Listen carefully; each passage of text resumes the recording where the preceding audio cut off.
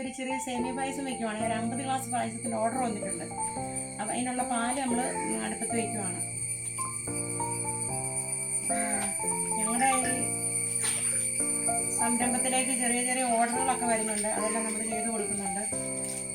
അപ്പം 50 ഗ്ലാസിൻ്റെ ഒരു ഓർഡർ വന്നിട്ടുണ്ട്. അപ്പോൾ ചോദിക്കും, അയ്യോ സേമിയ പായസം നമുക്കൊക്കെ വെക്കാൻ അറിയാമല്ലോ, സേമിയ പായസം എല്ലാവർക്കും വെക്കാൻ അറിയാം. നമ്മുടെ ഇപ്പോഴത്തെ പുതിയ കുട്ടികളെല്ലാം ഈ പാക്കറ്റ് സേമിയ മേടിച്ചിട്ടല്ലേ സേമിയ ഉണ്ടാക്കുന്നത്. നമ്മൾ പാക്കറ്റ് അല്ലല്ലോ. അപ്പോൾ അതിൻ്റെതായ ഒരു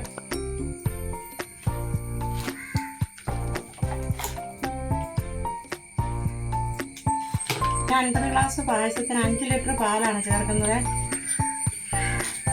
1 കിലോ സേമിയയും 1/2 കിലോ നട്ട്സും പിന്നെ 1/2 കിലോ കിസ്മിസ് ചേർക്കുന്നുണ്ട്. 2 കിലോ പഞ്ചസാര 50 ഗ്ലാസ് പായസത്തിന് ചേർക്കുന്നുണ്ട്.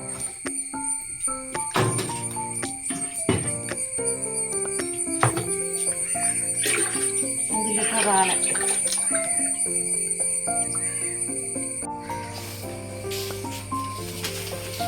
നമുക്ക് സേമിയ വറുക്കാം. സേമിയ വറുത്തിൻ്റെ പായസത്തിൻ്റെ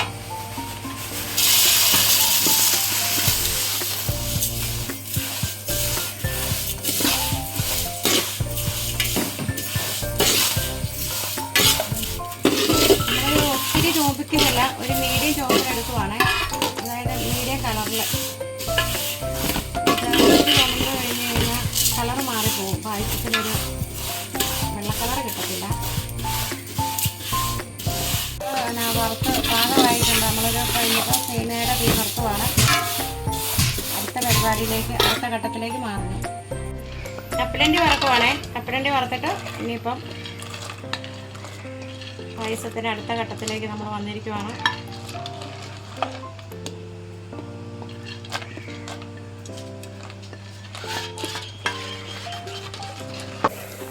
കപ്പലണ്ടി ചുമന്ന് വരുന്നുണ്ട്, മൂപ്പായിട്ടുണ്ട്.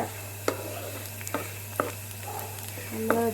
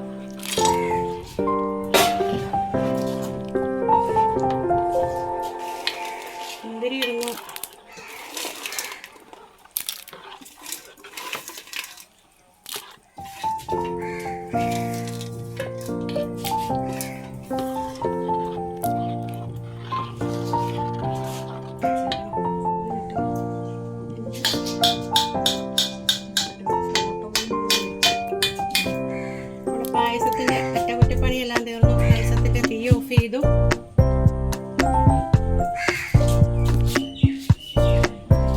നമ്മുടെ പായസത്തിൻ്റെ പണി തീർന്നിരിക്കുകയാണ്. നമ്മളിനിയിപ്പോൾ ഈ പായസം നമുക്ക് ഓർഡർ തന്നവർക്ക് എത്തിച്ചു കൊടുക്കണം. ഞങ്ങളുടെ റെസിപ്പി ഇഷ്ടപ്പെട്ടെങ്കിൽ ഞങ്ങൾക്ക് സബ്സ്ക്രൈബ് ചെയ്യണം, ലൈക്ക് ചെയ്യണം, ബെൽ ബട്ടൺ ക്ലിക്ക് ചെയ്യണം, ഞങ്ങളെ സപ്പോർട്ട് ചെയ്യണം. ഞങ്ങളൊരു ചെറിയ സംരംഭമാണ്.